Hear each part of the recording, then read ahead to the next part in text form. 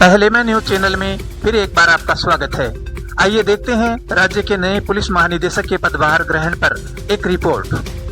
Rajasthan police के नए कप्तान उमेश मिश्रा ने गुरुवार को राज्य पुलिस महानिदेशक का पदभार संभाला।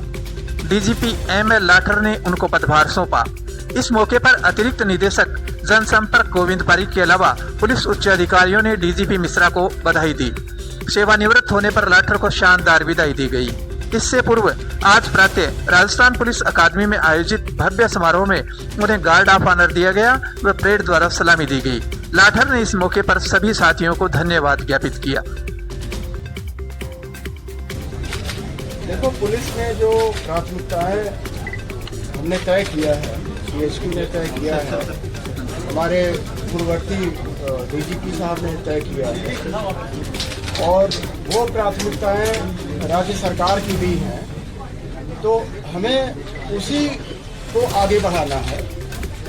गाइडिंग प्रिंसिपल्स वही रहेंगे और उसमें हम कैसे और बेटरमेंट कर पाए वो हमें करना है, वो हमें देखना है। तो जैसा कि आप लोग जानते हैं कि राज्य सरकार और बीएचक्यू दोनों बहुत ही संवेदनशील है। जो वीकर सेक्शन हैं उनके साथ जो घटनाएं होती हैं, उनके ऊपर जो अत्याचार होते हैं या अपराध जो उनके साथ होते हैं, वो हमारी प्राथमिकता रहेगी। जो संगठित अपराधी हैं उन पे नकेल कसा जाएगा, जो पेशेवर अपराधी हैं उन पे नकेल कसा जाएगा। और इसके साथ ही जो एक बहुत बड़ा चैलेंज आया है और आप लोग इससे भली बात विज्ञ हैं, और वो है आर्थिक अपराध। आर्थिक अपराध के कई रूप हैं, उसमें एक साइबर फ्रॉड्स, आप लोग जानते हैं बहुत सारा केसेज इस तरह के आ रहे हैं और हमारे यहाँ भरतपुर में कामा एरिया इसके लिए कुख्यात है और भी बहुत जगह तरह तरह के इकोनॉमिक ऑफेंसेज हो रहे हैं। उन पे भी हमारी नज़र रहेगी और ऐसे अपराधियों को भी हम चिन्हित करके और उनका लीगल फ्रेमवर्क में टाइट करेंगे, उनको नकेल कसेंगे उनको। इसके अलावा मैं ये कहना चाहूँगा कि पुलिस स्टेशन की जो कार्य प्रणाली है वो कैसे पहले भी हमने कोशिश की है, लेकिन इसमें अनवरत कोशिश करने की आवश्यकता है कि जो पीड़ित जाए उसके साथ सद्भाव से व्यवहार किया जाए, उसकी बात सुनी जाए और उस पर प्रॉम्प्ट एक्शन लिया जाए। फरियादी को बहुत ज़्यादा चक्कर न लगाना पड़े और इन्वेस्टिगेशन फेयर हो, निष्पक्ष हो, ये हम सुनिश्चित करना चाहेंगे। और इसके लिए क्या क्या उपाय करने होंगे निटी ग्रिटी में, वो हम देखेंगे कैसे इसको किया जाए, इसको संभव कैसे बनाया जाए। क्योंकि मेरा मानना है कि जो पुलिस स्टेशन की कार्य प्रणाली है, अगर वो सुधर गई तो पूरे स्टेट का पुलिसिंग सुधर गया। क्योंकि जो बेसिक है, कोर पुलिसिंग है, वो पुलिस स्टेशन है। तो उसमें कैसे सुधार लाया जाए, कैसे पारदर्शिता उसमें रहे इन्वेस्टिगेशन में। कुछ पार्ट तो ऑपरेशनल रखना पड़ता है, लेकिन बहुत सारी चीज़ें अपन बता सकते हैं फरियादी को, भैया आपका ये हो गया, इस स्टेज पे है, चालान हम पेश कर देंगे या हम चालान नहीं पेश कर पा रहे हैं, एफआईआर हम लगाएंगे। तो बहुत सारी चीज़ें हैं जो फरियादी को हम आराम से बता सकते हैं, वो बताया जाए, उसको एक विश्वास हो जाए कि हमारा इन्वेस्टिगेशन सही हुआ है। वो भी हमारी एक प्राथमिकता है। इधर महिलाओं पर अत्याचार जो ग्राफ लगातार बढ़ रहा है, इसको कम कैसे करेंगे?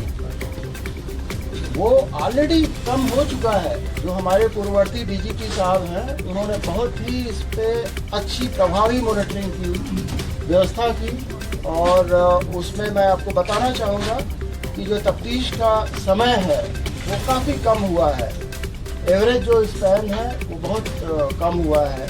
इसी तरह डिस्पोजल रेट हमारा बहुत अच्छा है। उसको तकनीकी कारणों से कई बार वो पीछे दिखता है, वो कारण तकनीकी है, हम उसको फीड नहीं कर पाते कंप्यूटर में। बट अच्छी प्रोग्रेस हुई है। विमेन एट्रॉसिटी के केसेस में पूर्व में बहुत ध्यान दिया गया है, लेकिन और भी ध्यान दिया जाएगा और उसमें बेहतरी लाई जाएगी। सर, आने वाले वक्त में इलेक्शन है और बेसिक चीज जो देखने को मिली है, अगर विगत दिनों देखा जाए, लॉ एंड ऑर्डर की समस्या सबसे ज्यादा देखने को मिली है, उसको किस तरह से इम्प्लीमेंट किया जाएगा? वो भी एक आपने सही फरमाया।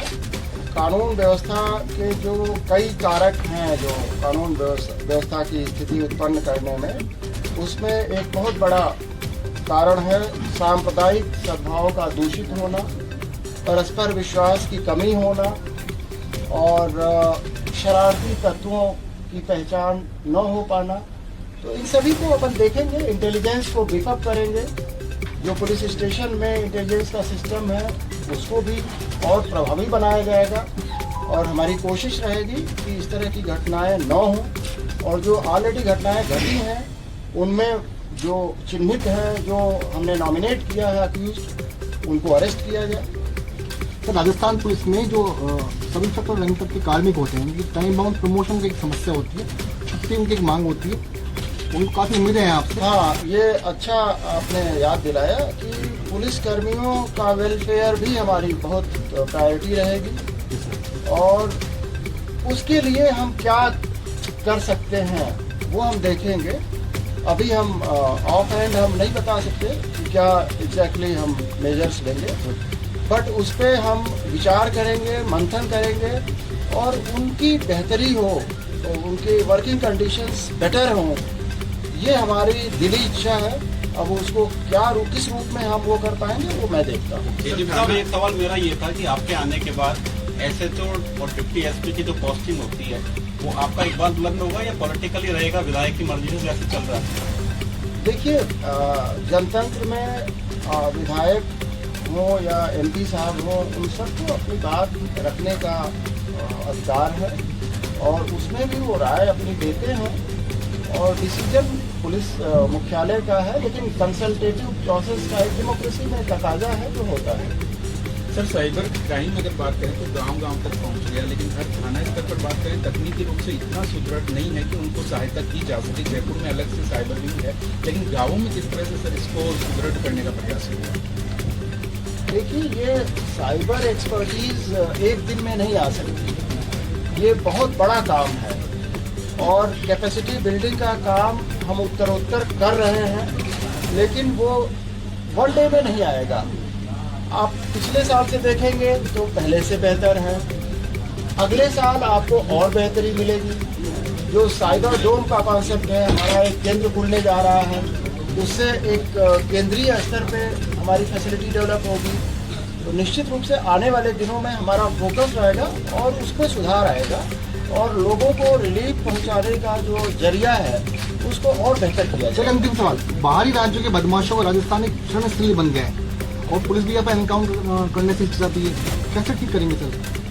पहली बात यह है कि पुलिस इनकाउंटर करने से कतराती है, ये सेंटेंस ही ऑब्जेक्शनेबल है। जी सर। पुलिस इनकाउंटर क्यों करेगी? पुलिस तो हमेशा आत्मरक्षा में गोली चलाती है। अगर ऐसी स्थिति आती है, इनकाउंटर करना पुलिस का काम नहीं है। तो यहाँ वाले अपराधी बाहर से हम लोग पकड़ के लाते हैं, बाहर वाले यहाँ आ जाते हैं।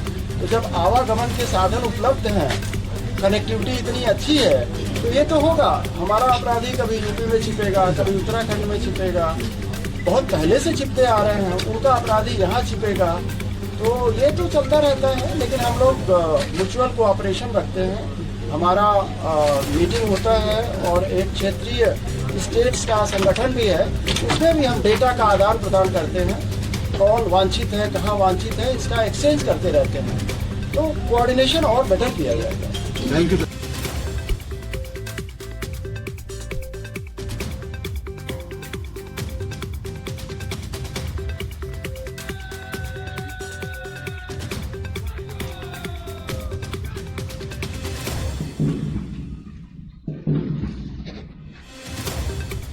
उत्तर पूर्व की पहाड़ियों से लेकर राजधानी दिल्ली तक सेवाएं देने वाली 4थी बटालियन आरएसी से राजधानी की मुश्किल यातायात व्यवस्था को रेगुलेट करने के लिए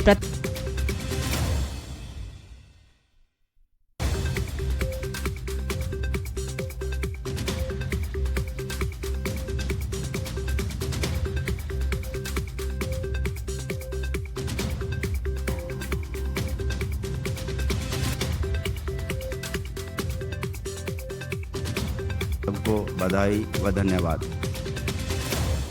आज के इस अवसर पर जैसा कि हम सभी को मालूम है, जब कोई सरकारी कर्मचारी सेवा में आता है उसका सेवानिवृत्ति दिनांक उसी दिन तय हो जाता है। तो ये दिन बहुत ही एक इमोशनल मौका है मेरे लिए, क्योंकि करीब 35 साल की सेवा आपके साथ की है और आज आपसे विदाई ले रहा हूँ।